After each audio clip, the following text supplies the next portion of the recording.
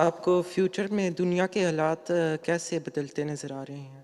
کیسے بدلتے نظر آ رہے ہیں؟ دنیا جس طرح خدا تعالیٰ سے دور ہٹ رہی ہے، اگر اپنی اصلاح نہ کرے گی تو تباہی کی طرف جا رہی ہے، اور تباہی کی طرف جا رہی ہے۔ دیکھ لو، جنگیں سر پہ کھڑی ہیں۔ ان کا خیال تھا انہوں نے داعش کو ختم کر دیا، داعش دوبارہ سر اٹھانا شروع ہو گئی۔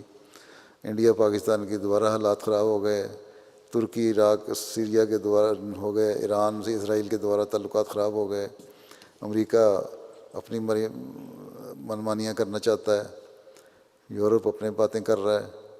تو دنیا میں ہر جگہ افراتفری ہے۔ چائنا ہے، وہ دنیا پہ قبضہ کرنا چاہتا ہے ٹریڈنگ کے ذریعے سے یا کسی طریقے سے۔ ہانگ کانگ جو چائنا کا تھا، اس میں علیحدہ فساد پیدا ہوئے ہیں۔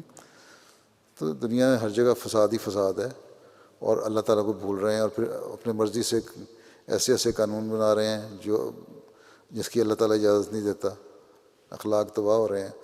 تو اگر یہ اللہ تعالیٰ کی طرف نہیں آئیں گے تو تباہی ہو جائے گی ان کی، اور اگر اللہ کو مان لیں گے تو بچیں گے وہی جو اللہ سے پیار کرتے ہیں۔ یہی حضرت مسیح علیہ السلام نے فرمایا، اور باقی سب تباہ ہو جائیں گے۔ ٹھیک ہے۔